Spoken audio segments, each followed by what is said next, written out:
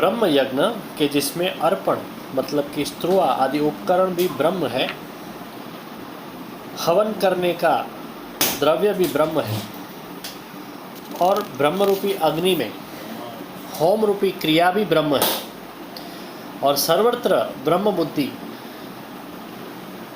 करवा रूपी ब्रह्म कर्म में स्थित रहनार वो योगी को मिलने वाला फल भी ब्रह्म ही है।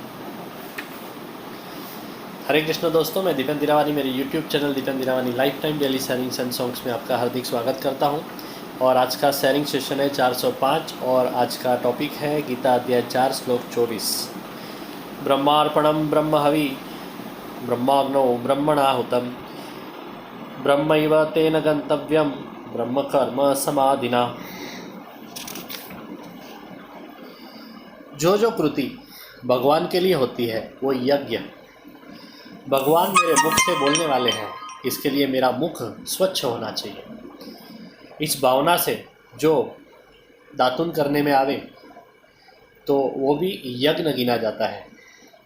कर्मेंद्रिय या ज्ञानेंद्रियों से होने वाली सभी शारीरिक, मानसिक और बौद्धिक क्रियाएं जो भगवान के लिए होती हैं तो समग्र जीवन ही यज्ञ बन जाता है, जिसके संकल्प, क्रियाशक्ति, फल और परिणाम ब्रह्मार्थ है, वो ब्रह्म कर्म है। हमारे कर्म हमें याद नहीं रहते। समाज की याद शक्ति भी बड़ी छोटी है। तो ऐसा देखा जाए तो प्रभु ही अपने कर्म को संभाल के रखते हैं और जन्म जन्मांतर तक उसके फल हमें देते रहते हैं। इसके लिए जो शयाने लोग हैं वो फल भगवान को अर्पण करते हैं। लेकिन यहाँ पे एक बात ध्यान में रखने जैसी है, अर्पण में प्रथम स्वीकार है। कर्म की शक्ति प्रभु की है, इसके लिए कर्म उसका ही है, तो फल मेरे से अर्पण कैसे किया जाए? मैंने काम किया, ये अहंकार कर्म को चिटकता है, तो अर्पण की भाषा संभवती है।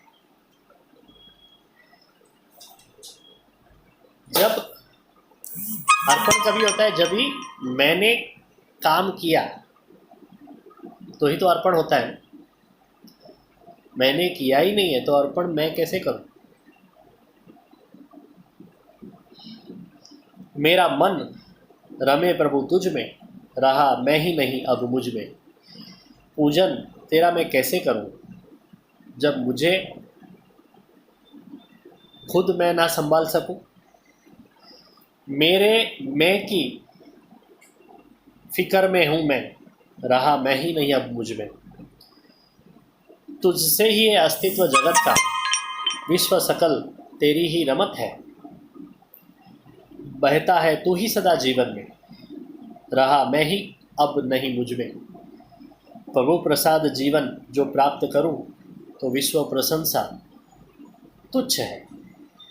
रखूं मैं क्या अहम अर्पण में, रहा जब मैं ही नहीं जब मुझ में।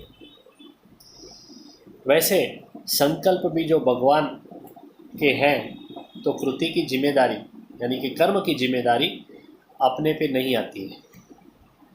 नींद में किए हुए अपराध के लिए मनुष्य जिम्मेवार नहीं है। शरीर के जैसे ही मन बुद्धि भी अहम से अलग करने में आए तो अर्पण करने की बात ही नहीं रहती है।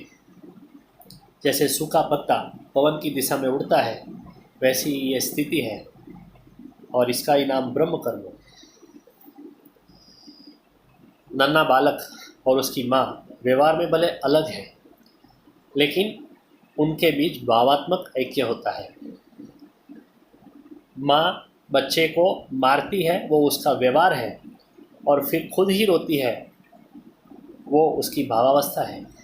जीव और शिव के बीच में भी व्यवहारिक अलगता होने के बावजूद भावात्मक ऐक्य होता है। उसके बाद अर्पण विधि रहती नहीं है। कौन किसे अर्पण करे? दोनों ब्रह्म ही है।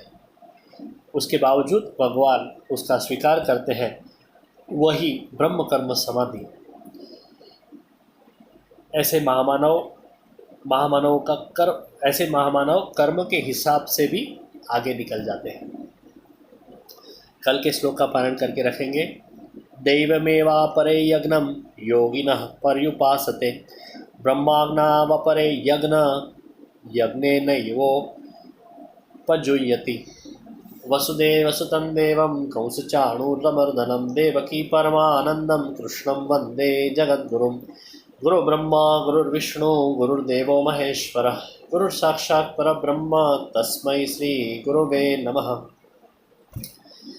ये वीडियो अगर आपको अच्छा लगा तो ज़रूर उसे लाइक कमेंट एंड शेयर करें और मेरी YouTube channel Dipendra Rawani life time daily sharings and songs को सब्सक्राइब करें और रोज़ ऐसा अच्छा सुनते रहें। Thank you very much. Good night. Hare Krishna.